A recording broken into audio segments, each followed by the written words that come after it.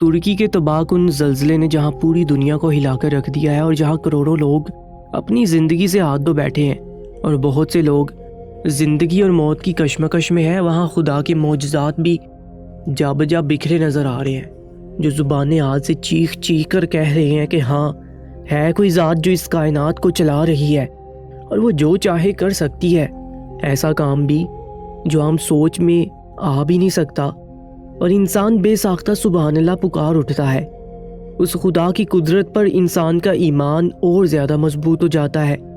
ترکی جیسا ملک جسے دن بدن ترقی کی منازل طے کرتا چلا جا رہا تھا اور جو کہ اب دنیا کو آنکھیں دکھانے لگا تھا، وہ دنیا جو کہ مسلمانوں کو ہمیشہ پسماندہ کرنے پر تلی بیٹھی تھی، لیکن آج وہی ترکی صرف زلزلے کے جھٹکے کی وجہ سے بہت برے حالات میں تھا۔ اور انسانیت کا مذہب تو ہر مذہب سے اوپر ہوتا ہے، اس لیے انسانیت کے لیے سبھی جان توڑ محنت کر رہے تھے تاکہ کسی کو زندہ بچایا جا سکے۔ جہاں سینکڑوں لوگ ملبہ ہٹا کر لوگوں کو نکالنے میں مصروف تھے، تو وہاں پر ڈاکٹرز دن رات زخمیوں کو طبی امداد دینے میں مصروف تھے۔ جگہ جگہ پر کیمپ لگا کر ان کو صحت کے بہترین سہولیات مہیا کرنے کی مکمل کوشش کی جا رہی تھی، تو کہیں ضروریات زندگی فراہم کرنے کی کوشش کی جا رہی تھی۔ اس سردی میں بھی ہر کسی کو بس اپنی جان کے علاوہ دوسروں کی فکر تھی، اور شاید یہی انسانیت ہے۔ یہ اس وقت کا واقعہ ہے جب زلزلے کو تقریباً 6 دن ہو چکے تھے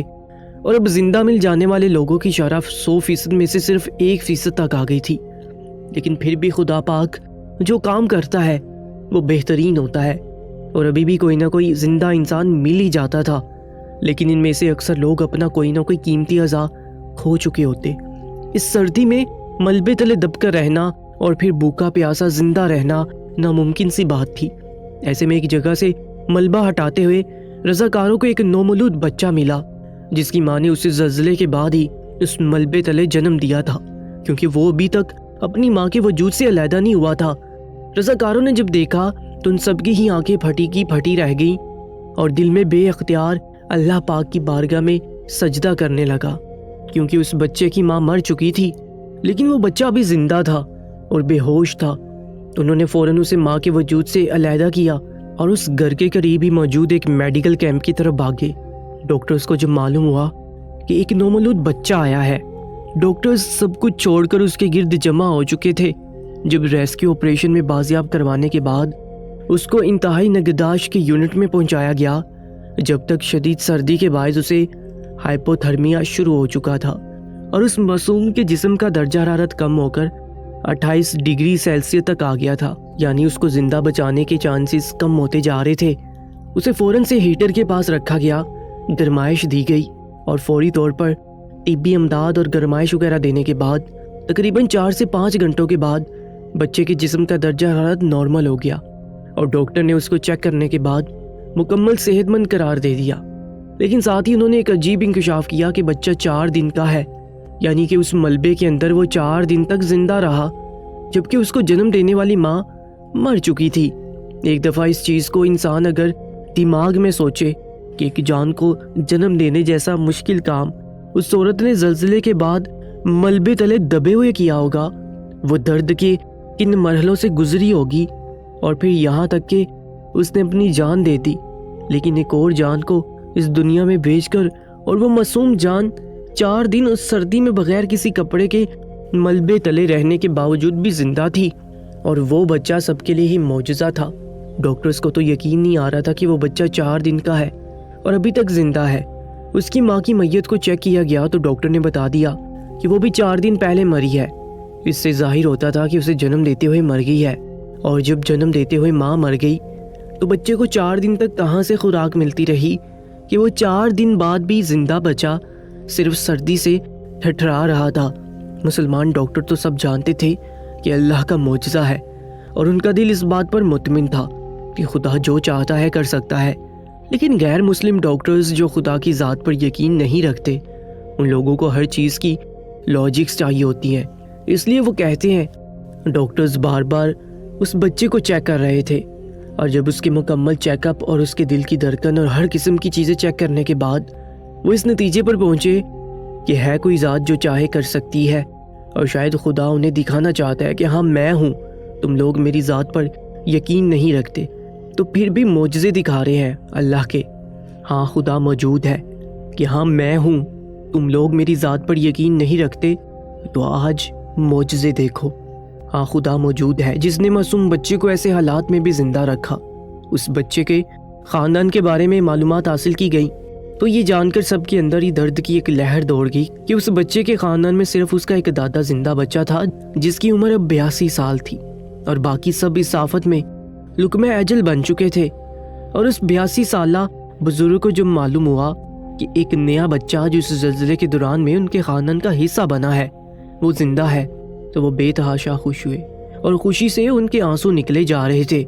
وہ فوراً بھاگتے ہوئے اس جگہ پہنچے جہاں ان کے پوتے کو رکھا گیا تھا۔ اس کا ننھا سا ہاتھ اپنے ہاتھ میں لے کر وہ شاید اس عزم کا اظہار کر رہے تھے کہ وہ اپنے خاندان کے اس ننھے وجود کے لیے محنت کریں گے، اس بچے کو بہترین زندگی دینے کے لیے وہ زندہ رہیں گے، تاکہ ان کے خاندان کا جو نام و نشان بھی ختم ہو چکا تھا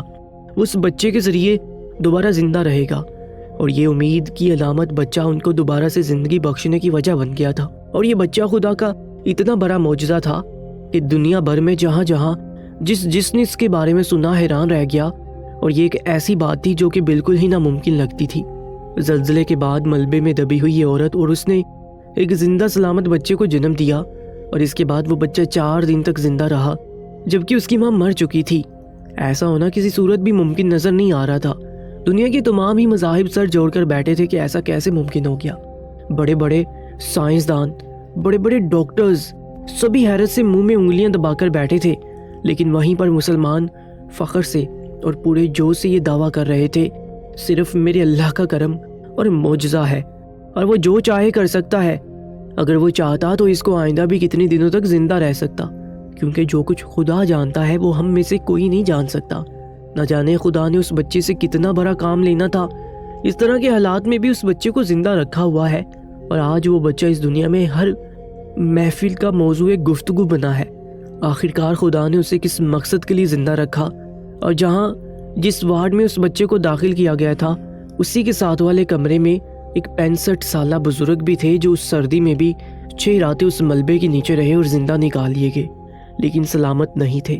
کیونکہ ان کی دونوں ٹانگیں کاٹنی پڑی تھی اس ملبے کی وجہ سے۔ لیکن ان جیسے ہزاروں معجزے ہو رہے تھے اور ہو چکے تھے جو چیخ چیخ کر یہ اعلان کر رہے تھے، ہے کوئی ذات جو چاہے کر سکتی ہے۔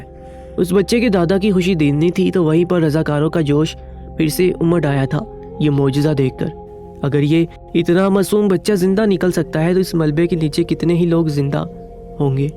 ابھی تک موجود ہوں گے، کوشش کر کے جن کو باہر نکال کر دوبارہ زندگی کی نوید دی جا سکتی ہے۔ اور سچ تو یہ ہے کہ سانحے نے ہر کسی کو ایک دفعہ ہلا کر رکھ دیا تھا، جہاں دنیا بھر کے لوگ آن لائن بیٹھے اس چیز کو دیکھ رہے، اور پھر بھی ان لوگوں کو اتنی زیادہ تکلیف محسوس ہو رہی ہے، تو وہ لوگ جو وہاں پر خود اپنے ہاتھوں سے کام کر رہے ہیں، اپنے ہاتھوں سے پیاروں کو دفنا رہے ہیں، ان کے جسم کے اعضاء اٹھا رہے ہیں،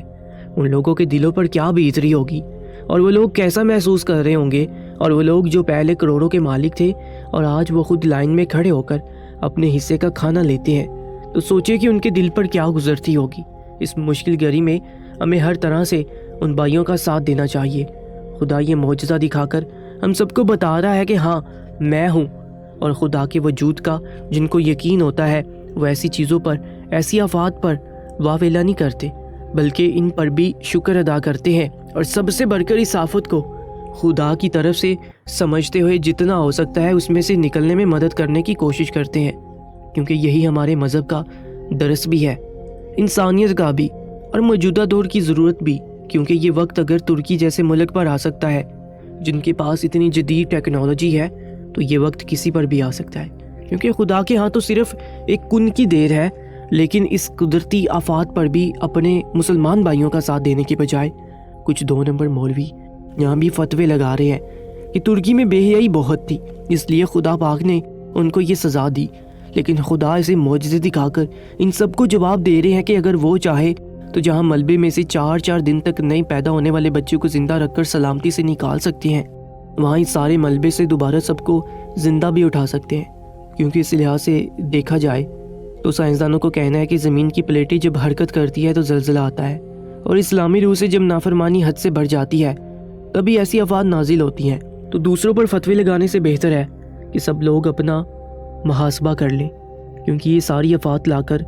خدا دکھا رہا ہے، ہمیں جھٹکا دے رہا ہے، ہمیں بتا رہا ہے کہ ابھی بھی وقت ہے، ہم پلٹ جائیں اور نافرمانی کا راستہ چھوڑ کر اللہ کے راستے کو اپنا لیں۔